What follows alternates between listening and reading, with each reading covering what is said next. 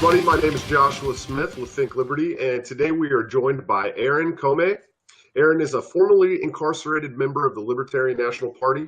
He is an at-large committee member for the New York State Libertarian Party and the director of events for the Manhattan Libertarian Party. He's also the 2017 Libertarian nominee for mayor of New York City. How you doing today, sir? I'm pretty good. How about yourself? I can't complain. So in our messages, you said that being incarcerated was what brought you to libertarianism. Why don't you explain that journey to us and how you got to where you are today? Yeah, absolutely. Well, back in 2000, I was suffering from mental illness. I attempted to hijack a plane, wound up in federal prison. And from the beginning, the procedure started as it should have. I was arrested. I'm going to trial, and I get found not guilty by reason of insanity.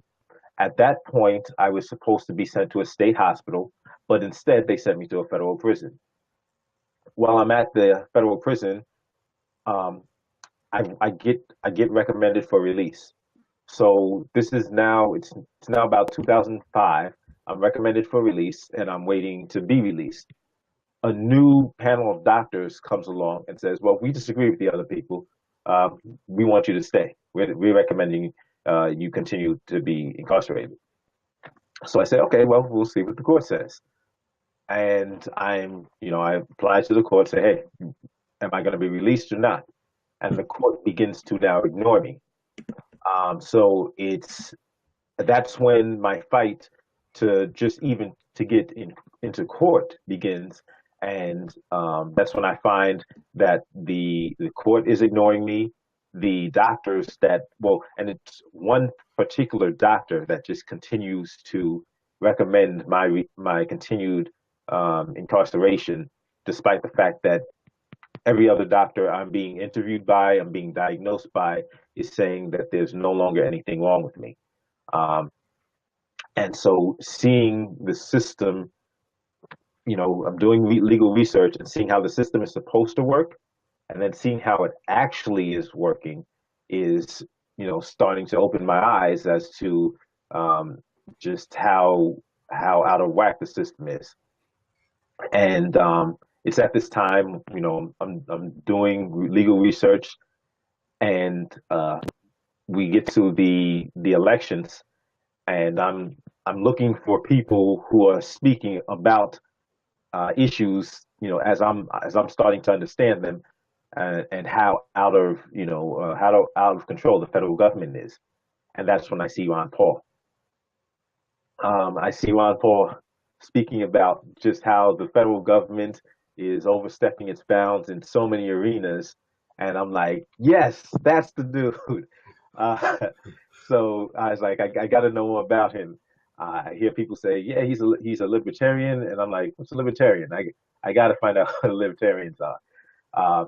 So eventually, when I get out, one of the first things I do is start looking up, trying to find out how to get in touch with the libertarians. Um, and I wind up going to a meeting in Manhattan, and it's just instantly they just embrace me with open arms, welcome me to the party, and it's been fantastic ever since. Nice, nice. So, if you don't mind me asking, how long did you spend Yeah. incarcerated? Oh, I spent 15 years incarcerated, and it literally took me 10 years after I had recovered to get out. Like I said, I was dealing with the courts just not following procedure, dealing with like this one doctor literally fabricating a diagnosis.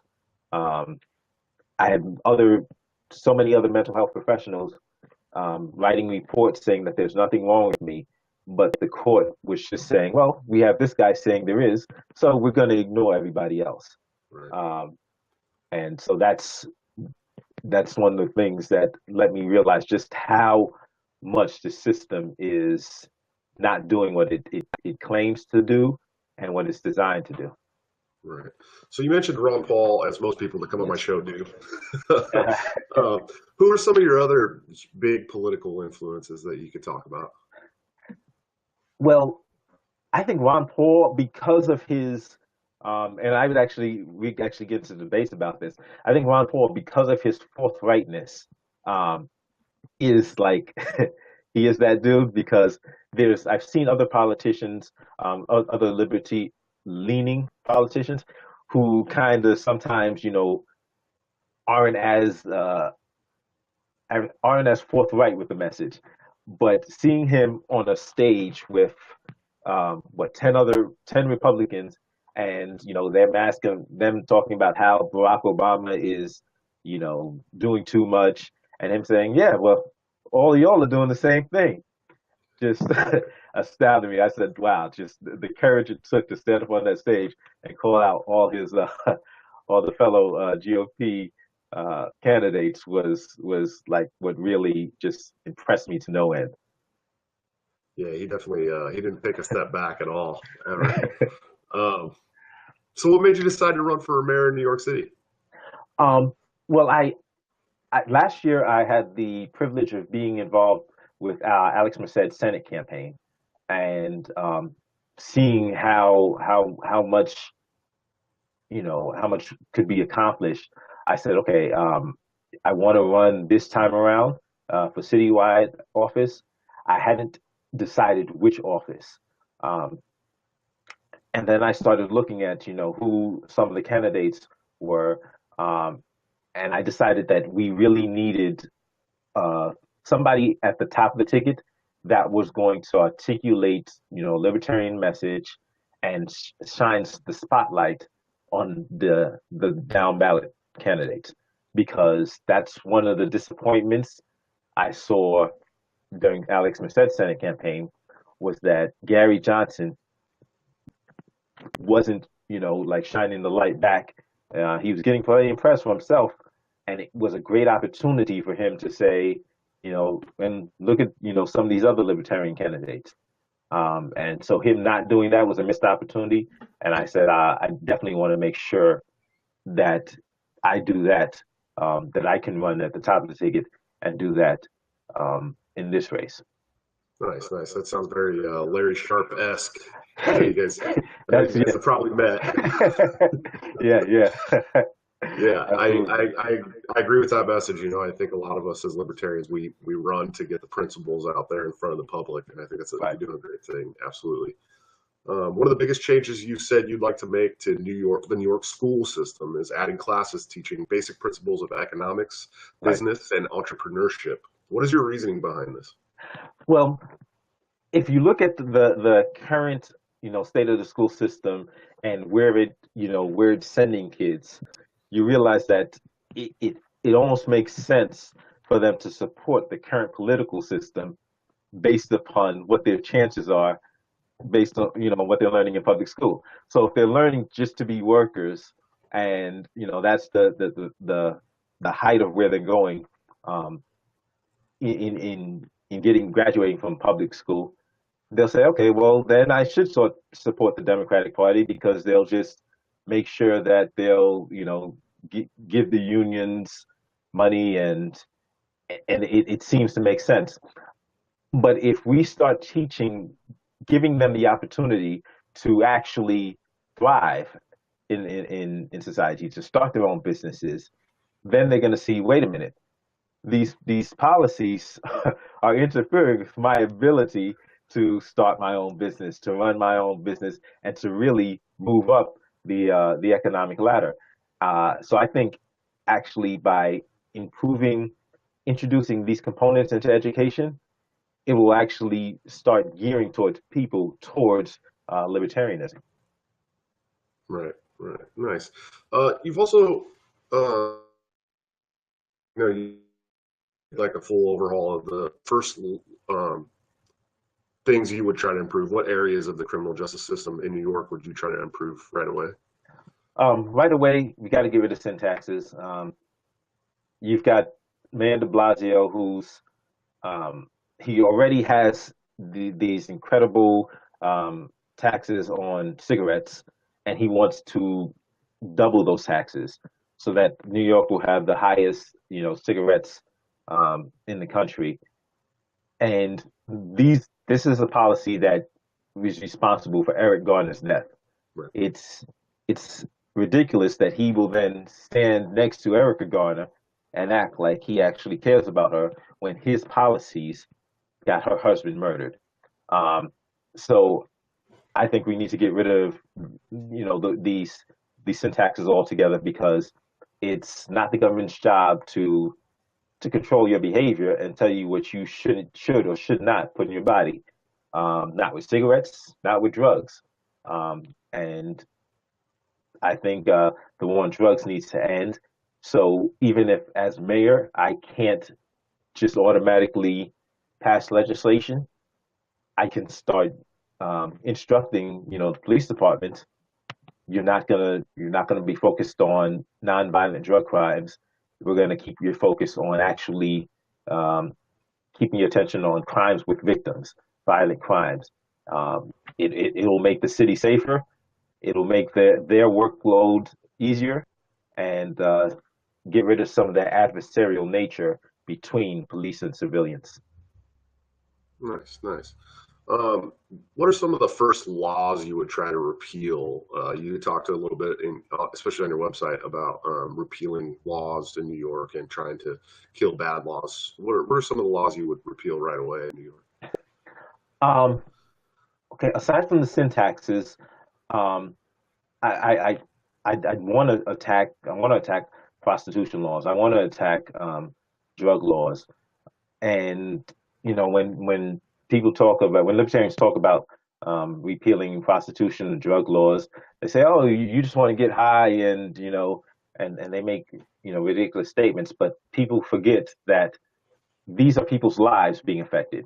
Um, when you have these drugs illegal, when you make these drugs illegal, it's people that are being locked up, being stripped out of the community, um, kids that are growing up without fathers, and a cycle of criminality that's being perpetuated and continued. So there's a significant problem with allowing these laws to continue because it's hurting people. Right. Nice. You've also stated that raising the minimum wage in New York will not fix the economic crisis. What are the alternatives to forcing businesses to paying $15 an hour minimum wage that you would seek a solution for? I really would like to see that the minimum wage laws repealed. Um, Unfortunately, the state has passed them. So the first thing I could do is stop taxing, um, stop taxing um, people who are making a certain amount, and stop and provide tax incentives for tax breaks for businesses, so that they can get some relief, even if they have to now comply with these laws. They can get relief from the tax end, so that they can still stay afloat. Um, and that's one of the messages I really want to bring to individuals who think the $15 minimum wage is a good idea. That it's going to hurt the very same people that it claims to be helping. A lot of people don't realize that. Well, once you raise the minimum wage to $15 an hour, individuals who were previously getting public assistance are now not getting public assistance, and they're in a higher tax bracket, so they actually might just wind up with less money in their pocket once this Right. this minimum wage kicks in than they had before. And the people that are behind this minimum wage raise, I think they know that, and so it's frustrating. It's like, how diabolical do you have to just try to manipulate people into a situation that you know is going to hurt them. Um, Well, it's also going to hurt or some of the small businesses in New York as well. and that's an amazing thing.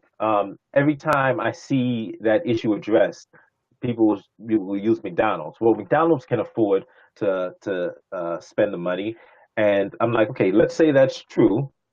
You're implying and you're acknowledging that mega corporations will be able to uh, absorb this cost, and that small businesses won't. You're acknowledging that. And there's never any concern about, well, what a small business is going to do. What are mom and pop stores going to do? What are the people that actually run the franchises Right. of McDonald's? Because McDonald's doesn't run their own franchises, most of them are run by small business owners, people that are trying to rise out of poverty. Right, right. Yeah, and absolutely. And especially in New York and New York City, Yeah, especially. I mean, there's the majority has got to be small businesses there. yeah, So, um, you stated that you'd like to find solutions in New York to stop criminalizing mental health issues. And yes, obviously, this is something that hits really close to home for you. And I'm sure it's something you're definitely. very passionate about. And you'd like to see them start being treated as what they are, mental health issues. Right. What kind of solutions would you push for if you were to get into office? Well, one of the things is there needs to be training across the board. Um, so police need to be trained in how to deal with mentally ill people because there's been several high-profile cases of police actually killing mentally ill people, and that's horrible. Um, I think other public servants need to be trained in how to identify mental health issues as well, so that their interactions and anything they report to police is done appropriately. Um, and I think there needs to be a public education program in terms of helping people to identify mental illness within their loved ones and friends so that they can help and not necessarily look to the police as the first solution when someone is dealing with a mental health crisis. Right. Yeah, absolutely. Um, it's no secret that there's a housing crisis in New York as well. I know this is something that you've talked about as one of your platforms. What are your current solutions or things that you're looking into to lowering the housing crisis? Ideally, and it's tricky in New York because ideally the libertarian solution would be to let's get rid of the regulation and let more housing be built so that the price will come down. But the problem in New York is that it's such high demand, so that where even now you have outside corporations buying apartments and apartment buildings and just leaving them vacant. Right. Um, so I think there really needs to be um, a much better solution that will take this into consideration. And I'm looking at several different things, including because right now there's a mandatory inclusionary zoning that helps the very lowest income earners, and then the higher income earners are good too. But there's the middle ground of people who are suffering because they don't make they don't make less enough in order to get these breaks, and they don't make enough to actually afford the $3,000 rents Right. that that New York is famous for. So if the mandatory inclusionary zoning is going to be in place, it needs to at least be tiered so that middle class families can afford housing as well. Right. Yeah, But absolutely. yeah. Oh no, go ahead. Sorry, I didn't mean to No, cut no, you no, off. no. Yeah, no, that was So you talked a little bit about working with Mr. Alex Merced. That's yes. somebody we really respect at Thinking Liberty. Um, how much of your political aptitude did you learn from working on his campaign for U.S. Senate? Oh, I learned a bunch, and I'm still learning from Alex. Yeah, he is very knowledgeable, um, and he's just a good guy, you know. Yeah. Um, so I mean, even now he's running for comptroller, and it's like I said, he's one of those candidates that he's got a background in finance, and to see him in that position of bringing his expertise um, to New York City would be just awesome. Um, but yeah, we've got a great slate of candidates that are actually running this year. For public advocate, we've got Devin Balkin, and he has an idea. His main platform is to open source government, basically. So he actually has a program that will allow people to interact with government and see more of what government is doing and provide their own input of what they want government to be doing. Oh, Yeah, it's revolutionary. yeah, New York's Um, definitely taking yeah, the libertarian ideals to heart right now. You got Larry Sharp, Alex Merced, I mean, yes, you guys are doing great things out there. Absolutely. yeah, definitely. Um, is there any websites or anything that you want to send people to, or you got any events coming up? Yeah, my website is at votecomey.com, Commey. And yeah, people, if they can log on, they can join the team, they can donate if they want, and they can learn more about me. They can just log on and ask questions. Yeah, Nice. What kind of camp? Your election is this year in November, correct? yeah, it's November 7th. Right now, we're petitioning season is winding down. In fact, it ends within a couple of days, and then that's when the real meat of the campaign begins. Right. How's the ballot access there for you guys in New York? It's tough. It's tough Yeah. because we have to scramble to get these signatures, and while we're trying to get signatures, um, it's stopping us from doing a lot of other things that we could be doing to, further the campaigns. So that's why I'm definitely looking forward to 2018, um, getting those 50,000 votes, or actually getting more than 50,000 votes, because we actually have a chance to win in 2018. And You're dead right. You do. Yeah, absolutely. yeah, I don't, I don't think it's pretty steep out there on the East Coast for you guys as well. So, yeah. well, awesome, man. That's all the questions I have for you. I will try to send some people to your website, and hopefully, you can get some new volunteers and some more help out there in your guys' fight for libertarianism. And thank you for coming on our show. We really appreciate having you. Thank you for And having me. yeah, absolutely. And thank you guys for watching. Make sure you check us out on the Facebook at facebook.tl. Check out the website at think-liberty.com and hit that subscribe button on this YouTube channel at the Think Liberty TV. And of course, shout out to our sponsors at anarchothreads.com, because if you love liberty, you should probably wear it. Hey, thanks again for coming on, Aaron. We really appreciate it, and we'll be looking forward to you and rooting for you. Thank you.